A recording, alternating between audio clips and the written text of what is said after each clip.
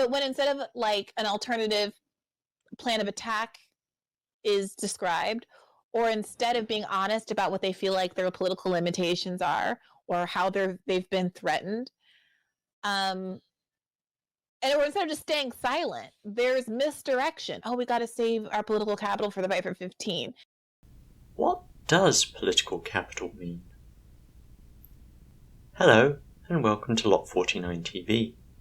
Today I will be asking the questions, what does political capital mean, and how did the Congressional Progressive Caucus think it was preserving its political capital when it voted for Nancy Pelosi to become Speaker of the House without making any demands? I will also touch upon the election of first Speaker of the House, the Forced to Vote campaign, the Congressional Progressive Caucus, and the election result. So what does political capital mean? Well, Wikipedia describes it as the accumulation of resources and power built through relationships, trust, goodwill, and influence between politicians or parties and other stakeholders such as constituents. This is supported by Market Business News, which describes it as the goodwill, trust, and influence that politicians earn or build up with the public through the pursuit of policies that people like or respect. It is then possible to use this goodwill to push through unpopular legislation without severely damaging their support, or that of their political party, and also to win elections. On the other hand, the Oxford Learner's Dictionary describes it as the advantage over a political opponent that you can get from a particular situation, indicating more cynically that it is something that can be earned through political machinations rather than through honest representation of a politician's voters. For my part, I had always assumed that political capital referred to the support an elected official had with the voters that got them into power based on their commitment to the representation of shared goals, ideals, and policy. But what is so important about the role of the Speaker of the House? The Speaker of the House is charged with several duties and responsibilities, both by law and by the rules of the House. As the officer presiding over the House, the Speaker is in charge of maintaining order and governing its proceedings. This includes recognizing members who seek to address the House, determining how the rules that govern the House are to be interpreted, and putting matters to rise on the floor to a vote. On top of this, they are responsible for administering the oath of office to representatives joining the House, counting votes, appointing members to committees, sending bills to committees, signing bills and resolutions that pass in the House, and designating members to temporarily serve as Speaker in their absence. As the presiding officer of the House, the Speaker is meant to be impartial and act to defend the rights of other parties within the House, not just their own. The Speaker is also second in line to the President after the Vice President. The two characters up for this job were Nancy Pelosi of the Democratic Party and Kevin McCarthy of the Republican Party. If neither candidate received a majority, the election would continue with further votes once both parties had reorganized. Neither candidate would have been removed because they received the fewest votes, and House members could vote differently in the new elections. In January, Nancy Pelosi was running for her fourth term as Speaker of the House. But because the Democrats had only a slim majority, she really needed the votes of the Congressional Progressive Caucus to secure the role. The Forced to Vote campaign was targeted at 15 self-proclaimed progressives in Congress, and all it asked was that these politicians would only vote for Nancy Pelosi after she publicly pledged to bring Medicare for all to a floor vote in January.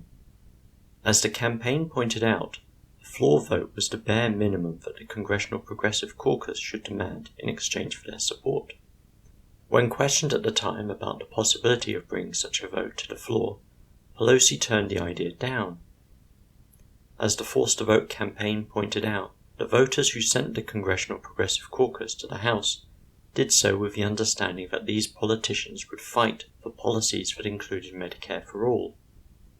Strangely, Nancy Pelosi had previously argued for a floor vote on single-payer health care back in 1994. Security, reasons of savings that spring also from the simplicity of the program, savings which spring from early intervention, people seeking and receiving health care earlier in the game so that they don't have more costly health care and hospital stays. Everything points to Mr. McDermott's bill. It is interesting to see how under scrutiny, when people really take the look at these bills, how brilliantly the single-payer plan stands out. And I think it's a tribute to Mr. McDermott's endurance that he has kept this issue alive when others did not think it was so, shall we say, inevitable. In any event, I hope that the committee, I join my colleagues in requesting from the committee the opportunity for this bill to be considered as a substitute under the rule. It has support in my community. It has support across the country. It has support in this Congress. I hope it does on this committee as well. Thank you, Mr. The members of the House asked to join were Alexandria Ocasio-Cortez, Ayanna Pressley, Cori Bush, Ilhan Omar, Jamal Bowman, Rashida Tlaib, Barbara Lee, Chai Garcia, Jamie Raskin, Katie Porter, Marie Newman, Mark Pocan, Pramila Jayapal, Raul Grijalva, and Ro Khanna. Before I answer the question of how they voted, let us first look at what the Congressional Progressive Caucus is and its platform. The Congressional Progressive Caucus is an organized faction within the Democratic Party, and it is made up of 96 House members and 1 senator that stand up for progressive policies in the government and across the country. The caucus has a progressive promise that outlines the policy goals of its members. This 4-point promise includes tackling systems of oppression and dismantling structural racism and discrimination, taking on systems that privilege the wealthy and powerful to demand a government and economy that works for the people, a commitment to sweeping transformative change, and advancing justice, dignity, and peace for all, a point which includes bringing about universal, high-quality Medicare for all. As an often spokeswoman for the caucus, Alexandria Ocasio-Cortez's own platform mirrors most of these priorities and includes Medicare for all as the first priority on her list, same as the Progressive Caucus. Based on this, we would naturally assume that the Progressive Caucus supported forced the vote. The election for the Speaker of the House was held in the first week of January and saw Nancy Pelosi re-elected on January the 3rd. She won 216 votes.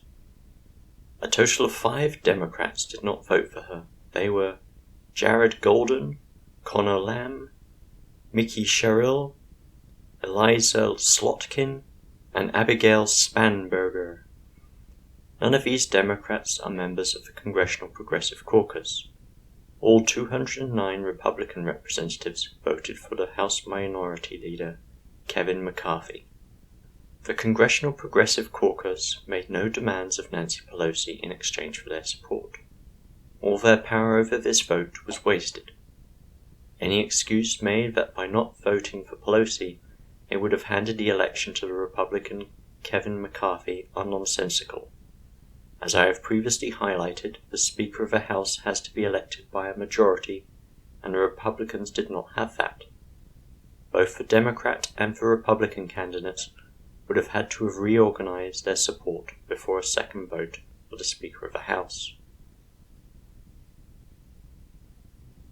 If members of the Progressive Caucus are unwilling to force concessions, then why should anyone expect them to fight for their platform in the future? And if they are not going to fight for that, why would anyone vote for them? They burnt political capital in refusing to make a stand. They didn't preserve it. This failure will not help their electoral prospects in the future. It will only harm them. AOC and the Progressive Caucus got into office based on the assumption that they were going to fight for legislation that would help the average American. That is what they offered in exchange for the support, funding, and votes of their constituents and followers. Fighting for that legislation garnered them political capital. When they decided not to force Nancy Pelosi to make even one concession in exchange for their votes, they failed to uphold their end of the bargain, and subsequently should expect to lose political capital with their voters and supporters. Thank you for watching. I hope you have found it informative. I have left links in the description to all the sources used in the making of this video, and as with all YouTube channels, please feel free to leave a like, a comment, share and subscribe. And until next time, have a good day.